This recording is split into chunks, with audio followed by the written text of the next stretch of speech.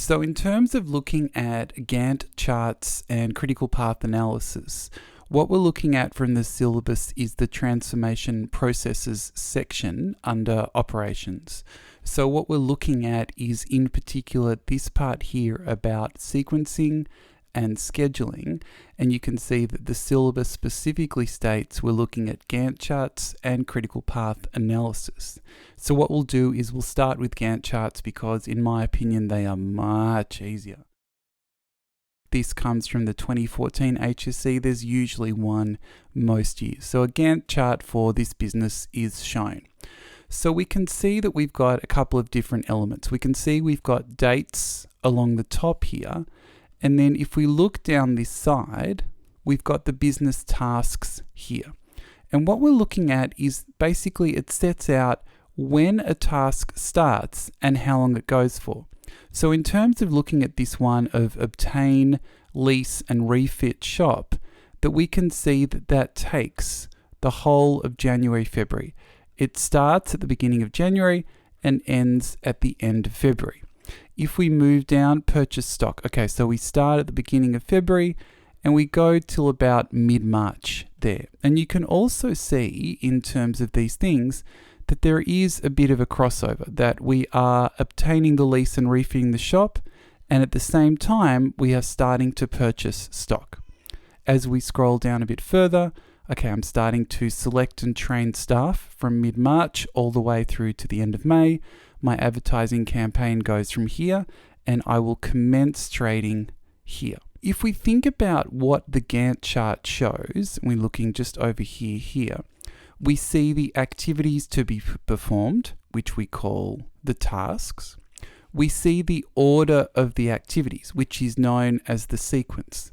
For example, we're seeing that we start here, one, and then we move on here, and so on. So there is a sequence to the activities. There is an order to the activities.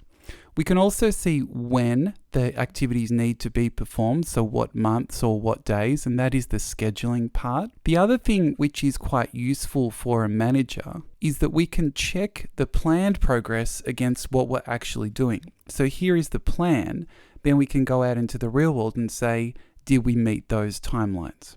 Okay, so we've seen the tasks here and the dates and how long they go for. Why don't we now have a look at the question itself? So the question says, and let's choose yellow. The question says, what does this Gantt chart show? Okay, so we're looking specifically at what it shows. So let's look at A. Selection and training of staff will begin in May. So I go selection and training and staff. That begins in mid-March, so that is not possible. B. The shop will open for business at the end of April. So let's have a look at this. Commence trading, not the end of April, but rather the start of June. No. Stock purchases and advertising will be done simultaneously. Simultaneously meaning at the same time. So I see here purchase stock, that starts in February. Advertising, that doesn't start until mid-April, by which time purchasing stock would be finished. So purchasing stock finishes here, advertising finishes here. That's not happening simultaneously. So we're only left with D, but let's just double check here. It says some stock will be purchased before the shop is completely refitted. So I can see here that the refit will be finished at the end of February, and stock purchases will take place before that is done. So I am saying, yes, that is my response. So here is another example of a Gantt chart. So again, same setup. We're looking here at, so I've got my tasks here, and I've got the dates here. You can see it's a bit more specific than the other example, not just months. I've got specific days, month, year, that kind of stuff. So the question says, in which month would this business begin manufacturing the item? So what's interesting about this question, can you see I've got grey square, grey square, grey square, grey square, nothing, grey square, grey square. So what it's saying is, based on what is happening with this business, when would it start manufacturing the item? So if I have a look at my options, I'll just get this color pen here. So I could say, Well, when I manufacture, so we've already received the order, purchase stock, great. So we've received the order, purchase stock, prepare tools, receive raw materials. So I'm thinking I could probably start manufacturing as soon as I receive the raw materials. The other option is maybe I need to wait till I've received all of the raw materials and then I would start manufacturing here. The point for me is that I need to wait until I get the raw materials, then I can start manufacturing. So I'm thinking, all right, so I can start manufacturing here, or I could start manufacturing here. Now, in this question, which sometimes happens with HSCs, that they accepted two possible answers. They accepted March and April, because it's not clear when exactly you would start manufacturing. From my perspective, as soon as I receive some of the raw materials, I could probably start manufacturing, or maybe it's going to take this whole time, then I would start manufacturing here.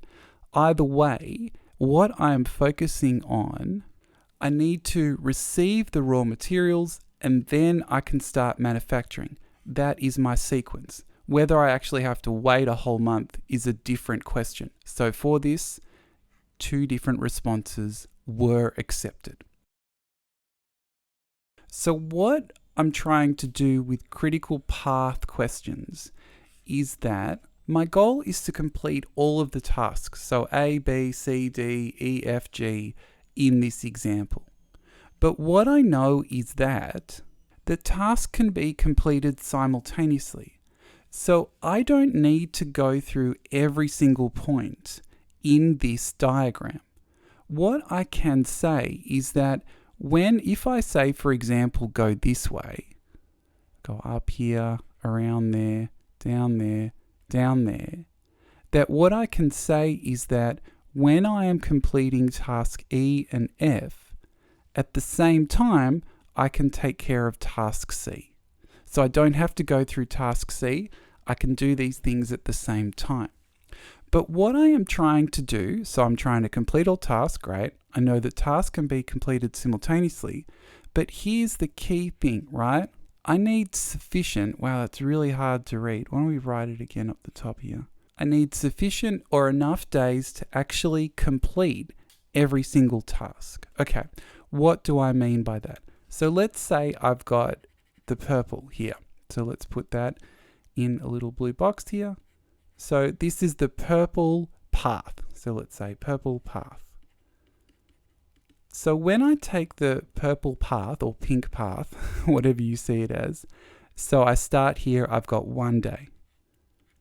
Plus, I go up here and that's another day, 1. Plus, I go across here, that's 1 day. Plus, I go down here, that's 1. And then 1 more from D to G. So all that put together, 1, 2, 3, 4, 5, that equals 5 days. If I take that path set out by the pink highlighter, it's going to take 5 days. Let's look at another option. So I'll go here, I'll go green. So what I could do is I could start here and I could go straight across all the way through. So let's call this green path. Get our blue pen back. So I'm looking at this and I'm saying, okay, if I take this path and I go straight through, that I've got 1 day plus 1 day plus 1 day equals 3. Already I'm seeing a problem because if I only take 3 days, I can't complete all those tasks at the same time. 3 is less than 5. So if I zoom through, go A, B, D, G, I'm not going to have enough to take care of all of this. So this path to me doesn't seem like the best one. It's just not enough time. So let's have a look at one more path and let's put this in yellow. So let's say I go A, B, and then I come down this way to C, I go up this way to D, and I go that way to G. So this would be the yellow path. So let's just do this one here with blue. So I'm saying this path. So let's say here I've got 1 from A to B, no problems. Then I go down here and I've got 3 days. And then, okay, there's 2 days there. And then I've got 1 day here. So if I add this together, I get 4, 6, 7 days.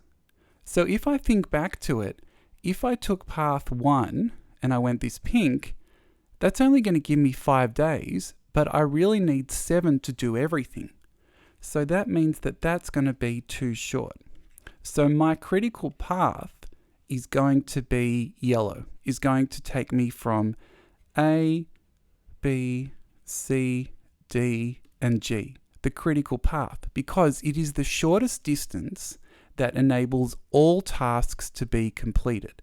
Remember, I need to complete all tasks. Tasks can be completed simultaneously, but here it is. I actually need enough days to complete every single task. So it's the same diagram right here. So here we've got, use this following critical path diagram to answer questions 19 and 20. No problems. So let's take a look here. It says, which tasks must be completed before completing task D? So let's get our highlighter here and we'll say, okay, we've got task D. So this question is saying, in terms of the sequence, sorry, my U's tend to look like V's. In terms of the sequence, what are the things that have to be done before we get to task D? So let's have a look. Okay, so I need to do A, I need to do B, I need to do C, and then I can get to D on that side. But that's only part of the story. Because remember how things can be completed, that tasks can be completed simultaneously. So in order to get to task D, I also have had to have completed E and F. That's the only way I will be ready to get to task D. So if I'm looking at the answers here, A and B only. No, that's only half of the story. A, B, and C. Still, that is only half the story. A, B, E, F. See how they're trying to trick you with no C? It's not the whole story. Here is the whole story. This is the correct sequence that I have to do A, B, C, and then E and F in order to get to task D, because they can all be done simultaneously. So that would be the answer for 19. So what I'm going to do here is I'm going to look at this. I'm going to say, okay, an improvement in technology reduces the time between task C and task D to just 1 day. 1 day. Okay. So what I will do is I will go take out this red pen. I say task C to task C to task D is now only 1 day. Okay. Question says, what is the new length of the critical path? So if I grab out the highlighters, and I'm just going to think back to, okay, so I've got pink will go this way, green will go straight through, and then yellow will go along the bottom here. So if you remember green is the worst, right? Because if I've got green here, and then I put pen, put a little black around it, that is only going to take 3 days. That's not enough to take all those other things. So 3 days is not the length of the critical path, because look, that task itself is going to take 3 days. So let's look at pink. So I've got pink. So let's just add this up again, just as a good practice for us. So A to B is 1 day. So I've got 1 plus 1 plus 1 plus 1 plus 1. That still equals 5 days.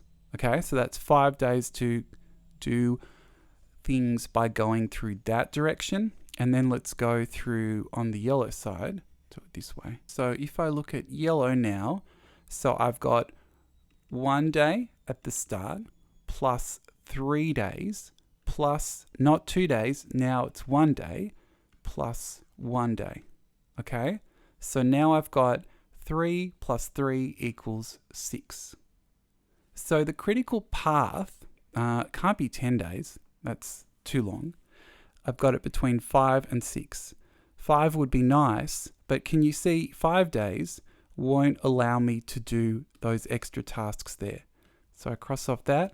So our critical path for question 20 is going to be 6 days. It is the shortest distance that allows us to complete all of the tasks. And here, it's actually the same from what we did before, even though the day is shorter for that particular task. So this question is from the 2015 HSC, and you can see very usual setup for these questions, nothing unfamiliar here.